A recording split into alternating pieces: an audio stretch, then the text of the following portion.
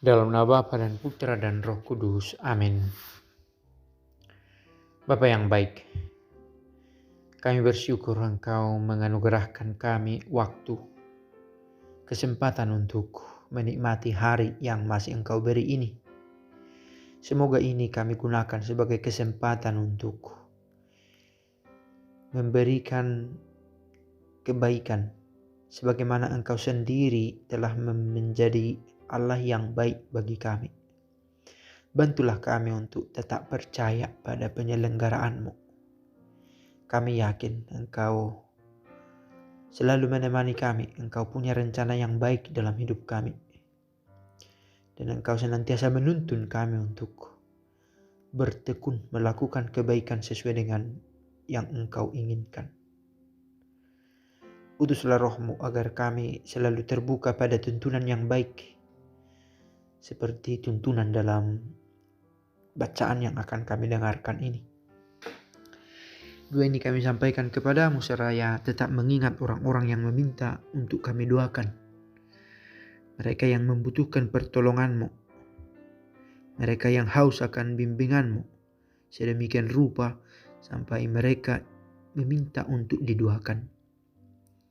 Semoga karena iman mereka dikuatkan dalam hidup, dalam masa-masa sulit, dalam masa sakit, sehingga mereka tetap bertumbuh dalam iman. Inilah doa kami dengan perantaran Kristus Tuhan kami. Amin. Bacaan dari Yohanes 7 ayat 1-2, ayat 10, ayat 25-30. Yesus berjalan keliling Galilea. Ia tidak mau tetap tinggal di Yudea karena di sana orang-orang Yahudi berusaha membunuhnya. Ketika itu sudah dekat hari raya orang Yahudi, yaitu hari raya Pondok Daun. Sesudah saudara-saudara Yesus berangkat ke pesta itu, ia pun pergi juga ke sana. Tidak terang-terangan tetapi diam-diam. Beberapa orang Yerusalem berkata, "Bukankah dia ini yang mereka mau bunuh? Lihatlah, ia berbicara dengan leluasa dan mereka tidak mengatakan apa-apa kepadanya. Mungkinkah pemimpin kita benar-benar sudah tahu bahwa ia adalah Kristus? Tetapi tentang orang ini kita tahu dari mana asalnya. Padahal bila Kristus datang, tidak ada seorang pun yang tahu dari mana asalnya." Waktu Yesus mengajar di bait Allah, ia berseru, "Memang, kamu kenal, dan kamu tahu dari mana asalku. Namun aku datang bukan atas kehendakku sendiri, tetapi diutus oleh Dia yang benar yang tidak kamu kenal. Aku kenal Dia, sebab aku datang dari Dia, dan Dialah yang mengutus aku." Mereka berusaha menangkap Yesus, tetapi tidak ada seorang pun yang menyentuh Dia, sebab saatnya belum tiba. Bapak, Ibu, saudara-saudari yang baik, dari sekian banyak ide atau nilai yang bisa diambil dari bacaan ini, ada dua hal menurut saya yang menarik. Kita mulai dari yang terakhir. Mereka berusaha menangkap Yesus, tetapi tidak ada seorang pun yang menyentuh Dia, sebab saatnya belum tiba.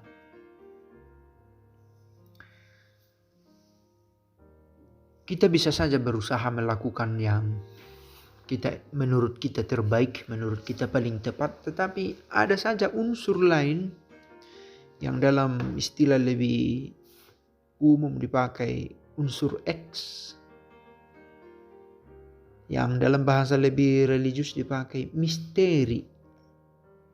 Ada sisi yang kita belum tahu tentang banyak hal, tentang hidup kita, tentang masa depan kita, tentang karya Allah sendiri dalam hidup kita. Dan ada saja waktu yang tepat untuk semua peristiwa yang kita tidak tahu. Seperti bacaan ini. Mereka berusaha menangkap Yesus, tetapi tidak ada seorang pun yang menyentuh Dia, sebab saatnya belum tiba. ternyata apa yang terjadi dalam hidup ini tidak selalu sesuai dengan yang kita bayangkan, yang kita pikirkan, yang kita usahakan. Karena ada faktor lain yang di luar kendali kita. Dan yang di luar kendali kita ini, itu ada juga yang merupakan bagian dari kehendak Allah. Ada kehendak Allah dalam hidup kita. Sebagaimana kita lihat di sini, ada kehendak Allah sendiri dalam karya keselamatan yang Yesus lakukan, sehingga semua indah pada waktunya. Ternyata kita masuk ke poin yang kedua. Yang pertama ini tadi, bahwa ada kehendak Allah dalam hidup kita yang kita tidak selalu bisa tebak, tidak bisa selalu pahami bagaimana Allah itu menginginkan yang terbaik untuk kita. Soal dimensi waktunya, kapan itu terjadi yang terbaik itu, bagaimana itu terjadi, di mana itu terjadi, bersama siapa itu terjadi, dan apa itu, kita tidak selalu tahu. Itu yang pertama. Yang kedua, pikiran kita ini bisa menjadi bumerang juga bagi kita untuk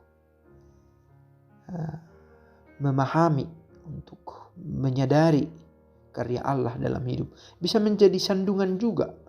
Selain tentu saja di waktu yang sama, akal budi kita membuat kita sanggup memilah-milah, dan mensyukuri, ini karya Allah dalam hidup saya. Tetapi di waktu yang sama, bila kita tidak bisa mengendalikan pikiran sendiri, bisa menjadi sandungan. Kita bisa lihat dari bacaan ini, kamu kenal siapa saya, katanya. Perkenalan terhadap diri Yesus yang adalah anak seorang tukang kayu, yang kenal orang-orang kenal sama keluarganya, itu bisa menjadi sandungan juga. Jangan-jangan pengetahuan kita juga bisa menjadi sandungan bagi kita untuk lebih berpasrah pada penyelenggaraan Allah. Karena kita merasa sudah tahu, sudah paham, sudah kenal, sudah dekat, merasa sudah di posisi yang tepat. Padahal kita belum tahu semua. Singkatnya, tanpa bermaksud menyederhanakan, menghilangkan nilai-nilai yang baik, bacaan ini mengingatkan kita untuk percaya pada penyelenggaraan Allah yang sudah terlaksana dalam karya Yesus sendiri. Atau dengan kata lain, percaya pada karya Yesus sendiri. Dan percaya juga bahwa penyelenggaraan Allah juga berlangsung dalam hidup kita. Nah, berkaitan dengan ini, agar semakin berpasrah pada penyelenggaraan Allah, toh dibutuhkan kesanggupan meyakini, mengimani karya Allah itu, dan tidak selalu mengandalkan pengetahuan sendiri. Karena pengetahuan sendiri bisa menjadi sandungan juga. Atau merasa mengetahui bisa menjadi sebuah sandungan juga. Semoga bacaan ini membantu kita untuk lebih menyadari bahwa Allah tetap ambil bagian dalam hidup kita. Dan di waktu yang sama kita juga berusaha dalam hidup kita, seraya menyadari usaha saya bukanlah satu-satunya faktor yang memengaruhi, yang menentukan dalam perjalanan hidup. Bapa kami yang ada di surga, dimuliakanlah namamu. Datanglah kerajaanmu, jadilah kehendakmu di atas bumi seperti di dalam surga. Berilah kami rezeki pada hari ini, dan ampunilah kesalahan kami, seperti kami pun mengampuni yang bersalah kepada kami. Dan janganlah masukkan kami ke dalam pencobaan, tetapi bebaskanlah kami dari yang jahat. Amin. Dalam nama Bapa dan Putra dan Roh Kudus. Amin.